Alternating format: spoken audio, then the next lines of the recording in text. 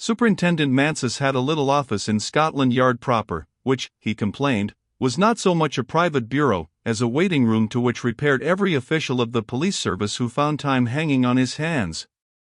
On the afternoon of Miss Holland's surprising adventure, a plainclothes man of D Division brought to Mr. Mansus's room a very scared domestic servant, voluble, tearful and agonizingly penitent. It was a mood not wholly unfamiliar to a police officer of 20 years' experience, and Mr. Mansus was not impressed. "If you will kindly shut up," he said, blending his natural politeness with his employment of the vernacular, "and if you will also answer a few questions, I will save you a lot of trouble. You were Lady Bartholomew's maid, weren't you?" "Yes, sir," sobbed the red-eyed Mary Ann. "And you have been detected trying to pawn a gold bracelet, the property of Lady Bartholomew?" The maid gulped, nodded, and started breathlessly upon a recital of her wrongs. "Yes, sir, but she practically gave it to me, sir, and I haven't had my wages for 2 months, sir, and she can give that foreigner thousands and thousands of pounds at a time, sir, but her poor servants she can't pay, no, she can't. And if Sir William knew especially about my lady's cards and about the snuff-box, what would he think, I wonder, and I'm going to have my rights, for if she can pay thousands to a swell like Mr. Kara, she can pay me Anne." Mansus jerked his head. "Take her down to the cells," he said briefly, and they led her away, a wailing, woeful figure of amateur larcenist. In 3 minutes Mansus was with T.X. and had reduced the girl's incoherence to something like order. "This is important," said T.X., "produce the Abigail." That he asked the puzzled officer. "The skivvy slavey hired help, get busy," said T.X. impatiently. They brought her to T.X. in a condition bordering upon collapse. "Get her a cup of tea," said the wise chief. "Sit down, Mary Ann, and forget all your troubles." "Oh, sir, I've never been in this position before," she began, as she flopped into the chair they put for her. "Then you've had a very tiring time," said T.X., "now listen. I've been respectable." "Forget it," said T.X., wearily. "Listen.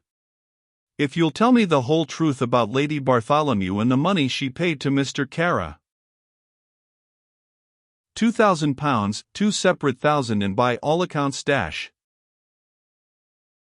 If you will tell me the truth, I'll compound a felony and let you go free." It was a long time before he could prevail upon her to clear her speech of the ego which insisted upon intruding. There were gaps in her narrative which he bridged. In the main it was a believable story. Lady Bartholomew had lost money and had borrowed from Kara. She had given as security the snuff-box presented to her husband's father, a doctor, by one of the czars for services rendered, and was all blue enamel and gold, and foreign words in diamonds. On the question of the amount Lady Bartholomew had borrowed, Abigail was very vague. All that she knew was that my lady had paid back £2,000 and that she was still very distressed, in a fit was the phrase the girl used, because apparently Kara refused to restore the box. There had evidently been terrible scenes in the Bartholomew menage, hysterics, and what not, the principal breakdown having occurred when Belinda Mary came home from school in France. "Miss Bartholomew is home then?" "Where is she?" asked T.X. Here the girl was more vague than ever. She thought the young lady had gone back again. Anyway, Miss Belinda had been very much upset. Miss Belinda had seen Dr. Williams and advised that her mother should go away for a change. "Miss Belinda seems to be a precocious young person," said T.X. "Did she by any chance see Mr. Kara?" "Oh, no," explained the girl. "Miss Belinda was above that sort of person. Miss Belinda was a lady, if ever there was one." "And how old is this interesting young woman?" asked T.X. curiously. She is 19, said the girl, and the commissioner, who had pictured Belinda in short plaid frocks and long pigtails, and had moreover visualized her as a freckled little girl with thin legs and snub nose, was abashed. He delivered a short lecture on the sacred rights of property, paid the girl the 3 months' wages which were due to her. He had no doubt as to the legality of her claim, and dismissed her with instructions to go back to the house, pack her box and clear out. After the girl had gone, T.X. sat down to consider the position. He might see Kara, and since Kara had expressed his contrition and was probably in a more humble state of mind, he might make reparation. Then again he might not.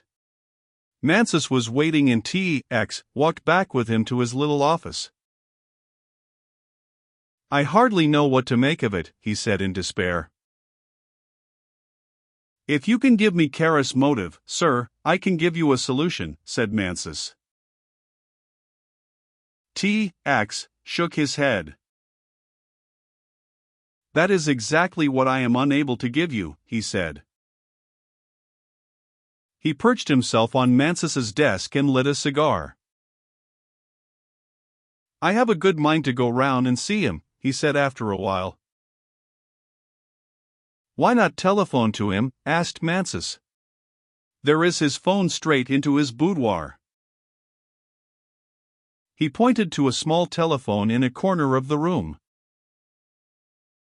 Oh, he persuaded the commissioner to run the wire, did he? Had said T.X., interested, and walked over to the telephone. He fingered the receiver for a little while and was about to take it off, but changed his mind.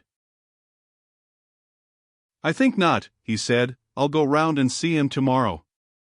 I don't hope to succeed in extracting the confidence in the case of Lady Bartholomew, which he denied me over poor Lexman. I suppose you'll never give up hope of seeing Mr. Lexman again, smiled Mansus, busily arranging a new blotting pad. Before T.X. could answer, there came a knock at the door, and a uniformed policeman entered. He saluted T.X. They've just sent an urgent letter across from your office, sir. I said I thought you were here. He handed the missive to the commissioner. T.X. took it and glanced at the typewritten address.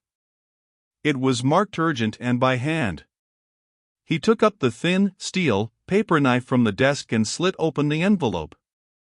The letter consisted of 3 or 4 pages of manuscript and, unlike the envelope, it was handwritten.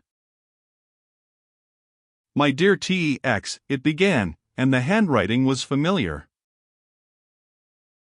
Mansus, watching the commissioner, saw the puzzled frown gather on his superior's forehead, saw the eyebrows arch and the mouth open in astonishment, saw him hastily turn to the last page to read the signature, and then... Howling apples, gasped T.X., it's from John Lexman. His hand shook as he turned the closely written pages. The letter was dated that afternoon. There was no other address than London. My dear T.X., it began, I do not doubt that this letter will give you a little shock, because most of my friends will have believed that I am gone beyond return. Fortunately or unfortunately, that is not so. For myself I could wish, but I am not going to take a very gloomy view, since I am genuinely pleased at the thought that I shall be meeting you again. Forgive this letter if it is incoherent, but I have only this moment returned and am writing at the Charing Cross Hotel. I am not staying here, but I will let you have my address later. The crossing has been a very severe one, so you must forgive me if my letter sounds a little disjointed. You will be sorry to hear that my dear wife is dead. She died abroad about 6 months ago. I do not wish to talk very much about it, so you will forgive me if I do not tell you any more. My principal object in writing to you at the moment is an official one. I suppose I am still amenable to punishment, and I have decided to surrender myself to the authorities tonight. You used to have a most excellent assistant in Superintendent Mansus, and if it is convenient to you, as I hope it will be, I will report myself to him at 10.15. At any rate, my dear T.X., I do not wish to mix you up in my affairs, and if you will let me do this business through Mansus, I shall be very much obliged to you. I know there is no great punishment awaiting me, because my pardon was apparently signed on the night before my escape. I shall not have much to tell you, because there is not much in the past 2 years that I would care to recall. We endured a great deal of unhappiness, and death was very merciful when it took my beloved from me. Do you ever see Kara in these days? Will you tell Mansus to expect me at between 10 and past, and if he will give instructions to the officer on duty in the hall, I will come straight up to his room? With affectionate regards, my dear fellow, I am yours sincerely, John Lexman. T.X. read the letter over twice and his eyes were troubled. Poor girl, he said softly, and handed the letter to Mansus. He evidently wants to see you because he is afraid of using my friendship to his advantage. I shall be here, nevertheless.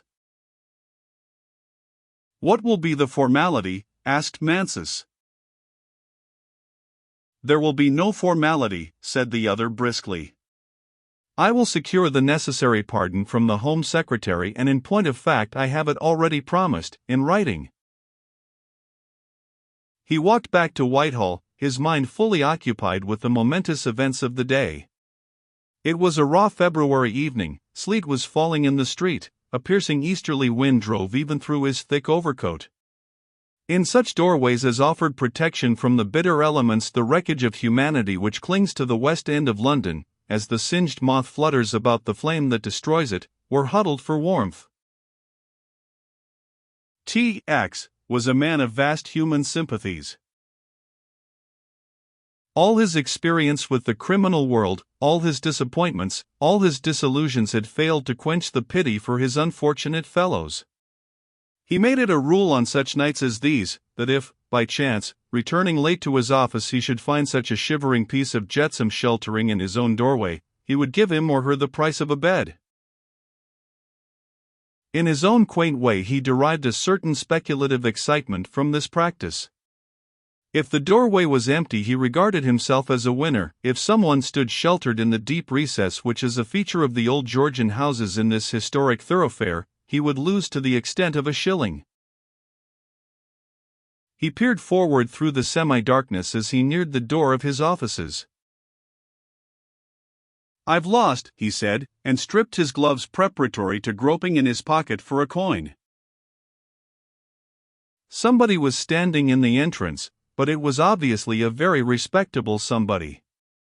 A dumpy, motherly somebody in a sealskin coat and a preposterous bonnet. "Hello," said T.X. in surprise. "Are you trying to get in here?" "I want to see Mr. Meredith," said the visitor, in the mincing affected tones of one who excused the vulgar source of her prosperity by frequently reiterated claims to having seen better days. "Your longing shall be gratified," said T.X. gravely.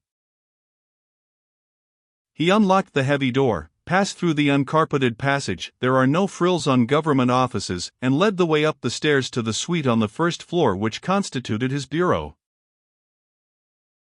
He switched on all the lights and surveyed his visitor, a comfortable person of the landlady type. A good sort, thought T.X., but somewhat overweight with lorgnettes and sealskin. "You will pardon my coming to see you at this hour of the night," she began deprecatingly, "but as my dear father used to say, hope he soit Kamal y pence." "Your dear father being in the garter business," suggested T.X. humorously. "Won't you sit down, Mrs. Casley," beamed the lady as she seated herself. "He was in the paper hanging business. But needs must, when the devil drives, as the saying goes." "What particular devil is driving you, Mrs. Casley?" asked T.X., somewhat at a loss to understand the object of this visit.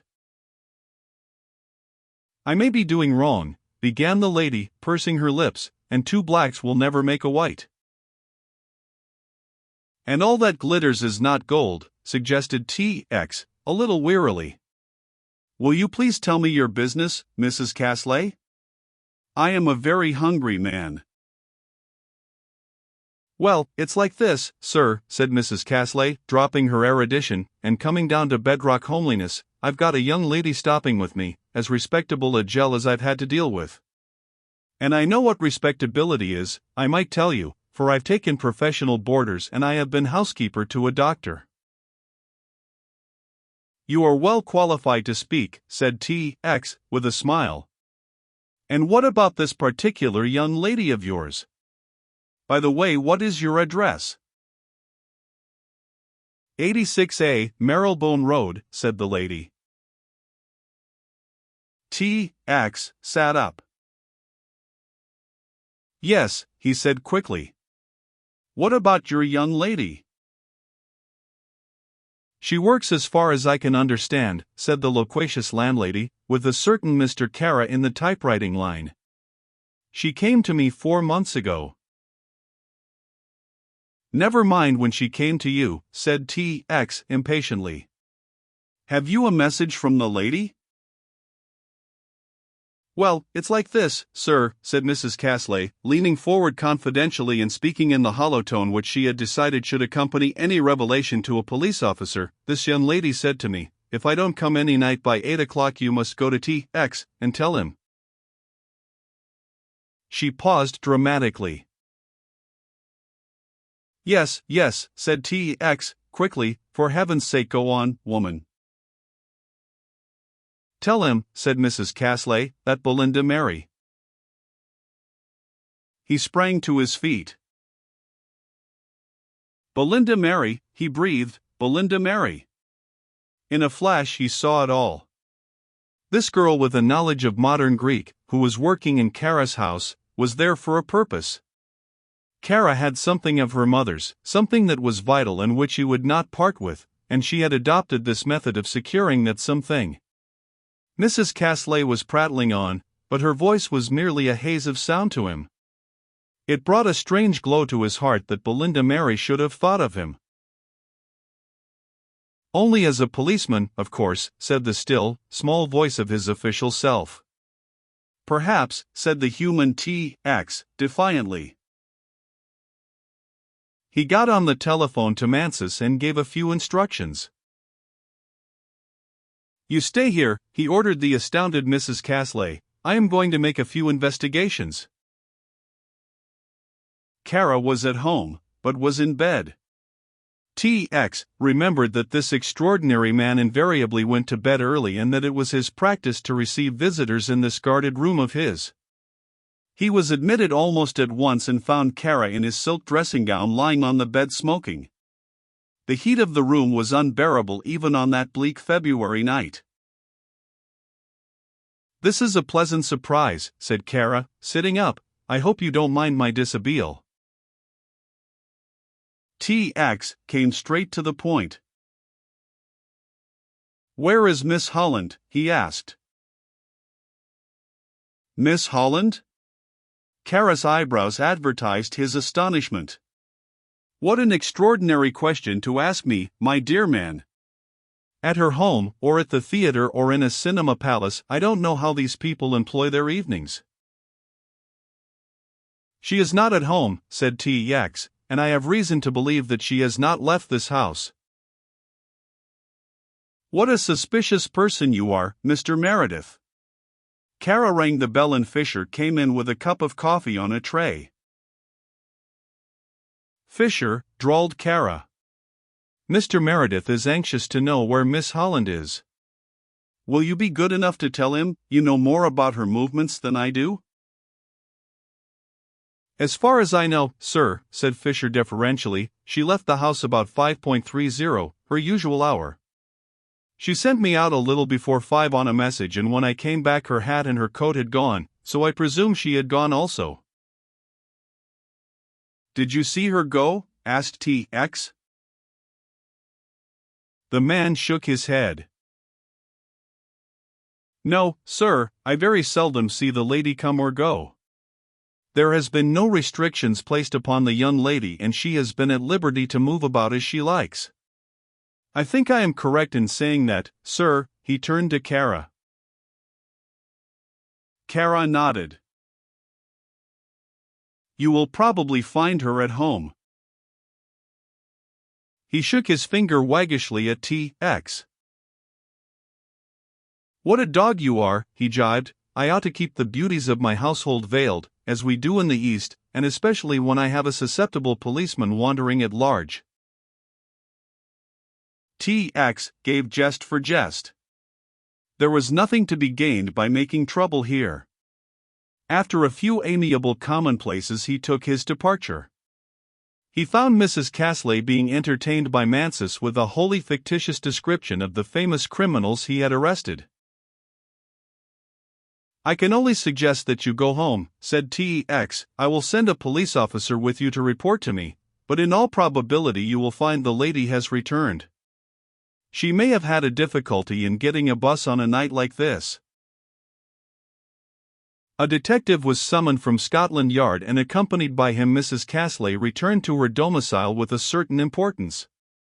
T.X. looked at his watch. It was 10:15. Whatever happens, I must see old Lexman, he said. Tell the best men we've got in the department to stand by for eventualities. This is going to be one of my busy days.